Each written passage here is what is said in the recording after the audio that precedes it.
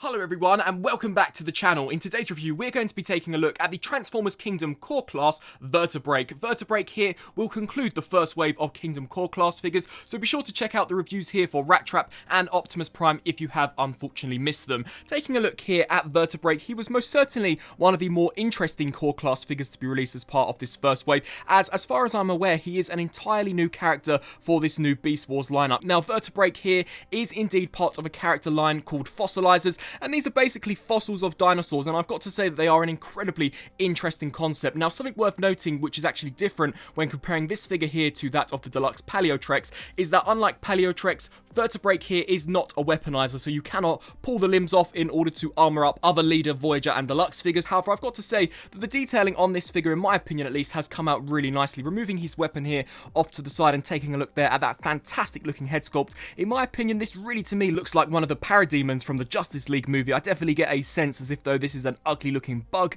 You can see there that for the head sculpt, we've got these almost goggles going on here for the eyes with this amazing metallic silver there for the faceplate, and we have indeed got some red painted eyes in there as well, which definitely creates for a rather intimidating impression. As we take a look here at a side perspective, you can see that we have got what appears to be the mouth section there of the actual dinosaur on the back of the head sculpt, which I think creates for a very aggressive look. We do have these tiny little raptor arms here off to the sides, which in my opinion I don't think look all that bad whatsoever, and as mentioned, the main highlight of this figure for me is that of the sculpted in detailing. I absolutely love all of the ridges and all of the bone details that we have got going on for this figure, as well as the contrast here between this lighter shade of brown and of course the much darker brown. In my opinion, I think that it looks really awesome when actually looking at this figure in hand. You can see that for the chest plate there we do have some nice silver paint apps, as well as the Predacon insignia, and as we take a look here down to the lower section, this is indeed the actual raptor head there, which I think conceals rather nicely, especially as this section here I believe is supposed to be the bottom jaw. That is completely concealed here, so it definitely does stand to reason. And as we take a look here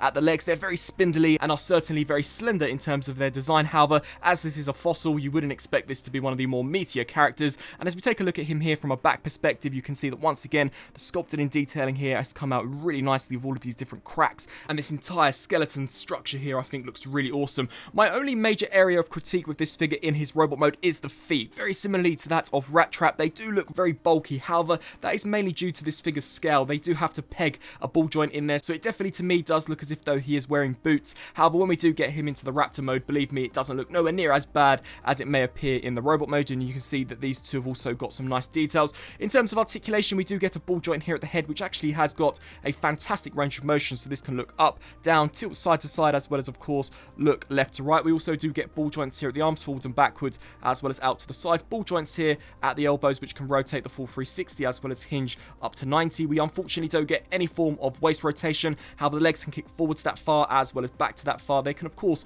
do the split. We do get a 90-degree bend here at the knee, and then finally as the feet here are on ball joints, you can pivot them forwards and backwards, and of course side to side, and we do indeed get the full 360-degree rotation. In terms of accessories, the figure's tail does actually become this almost sword weapon for the robot mode, and once again I don't think that it looks too bad whatsoever, especially considering the figure's scale, and you can simply just peg it in via the 5mm port there in the hand, and I think that it definitely looks as if though it can be a very intimidating weapon for the Maximals to go up against. Or if you wish to actually store it within the robot mode, we can turn our attention here to the back, and you can see how we do have these larger gaps where these two tabs here and here will indeed peg into, so you just simply want to align that up appropriately, wedge that in there, and then that is your weapon storage here for Vertebreak in robot mode. Or if you were so inclined in keeping this figure in one piece, you could simply just leave it tabbed in there as part of the robot mode. And once again, I don't think that looks too bad whatsoever. Comparing him here next to both Rat Trap and Optimus Prime, I'll just stand him up so that we can get a better perspective of how he scales with these. He definitely feels as if though he's one of the more cheaper figures. Of course,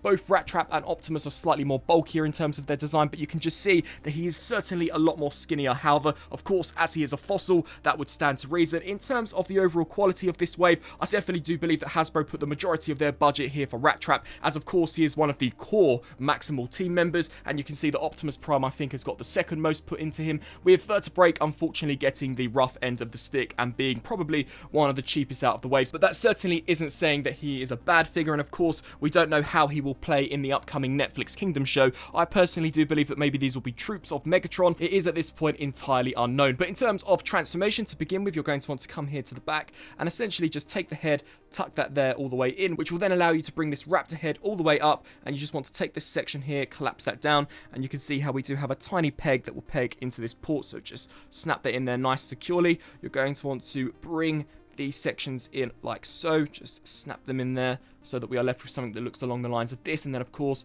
just adjust the robot mode legs so that they do create the raptor legs. Bring in the tail, peg that in there, and here we have Vertebreak fully transformed up into what is, in my opinion, a really awesome fossilized looking raptor. Certainly very intimidating in terms of its overall design and incredibly menacing. If this thing was charging towards me, I certainly know that I would run in the opposite direction, and much like we saw in robot mode, I think that the sculpt work has come out incredibly well. You can see all of this very gruesome texturing detailing here going on for the raptor head. The jaw is indeed articulated, and once again we do have some nice details in the interior. As we take a look here at the main torso and the main body, you can see that the spine as well as the rib cage, in my opinion, has come out really nicely, and you've got there the little raptor arms with the legs here. Of course, these can be articulated in almost whatever way you so desire. And then finally, as we take a look here towards the tail, you can see that I think that it seamlessly pegs on to the rest of the figure. In terms of critiques, I really don't like how the hands do just hang out here to the back. I guess if this was a male raptor, you can certainly say that this is a certain part of the anatomy, but nonetheless, in terms of a raptor mode, as stated previously, I think that it certainly does get the job done. In terms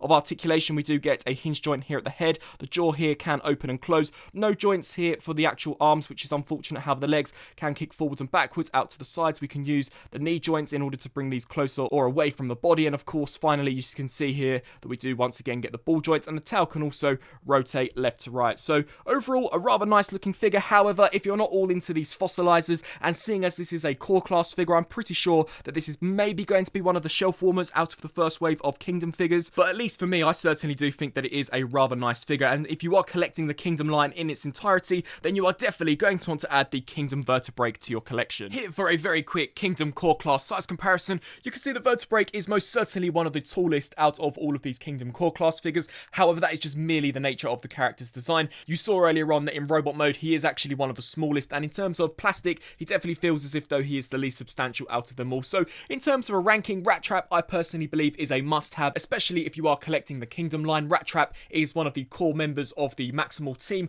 Optimus Prime here, once again, it is Optimus Prime, and if rumours are true that there is indeed an upcoming Titan class arc, then once again, you are of course going to want to pick this figure up. Where Vertebreak, unfortunately, if you don't really have any attachment to the actual design of the character, and if you're not all that fussed about these fossilizers, then personally for me, I think that he is an easy miss, but definitely a really fun figure, and in my opinion, at least here in the Raptor mode, I think that he looks absolutely fantastic. So that just about wraps up my review here for the first wave of the Kingdom core class figures. As a whole, as stated in some of my previous reviews, I really am happy that Hasbro is switching out the Micromasters and the Battlemasters here for the Kingdom line. I believe that they are a lot more fun than what we got with the Micromasters, and although they don't come with blast effects, I think that the complexity to the conversions, as well as the overall feel of them, in my opinion, is a lot better than what we got with any of the Micromasters slash Battlemasters. So be sure to let me know down in the comment section below on what you think of both Vertebreak here and the core class line in general. Are you happy that it is replacing the Micromasters slash Battlemasters? And also be sure to let me know on what you think of the review. I thank you all for watching, and until my next review, I'll see you then.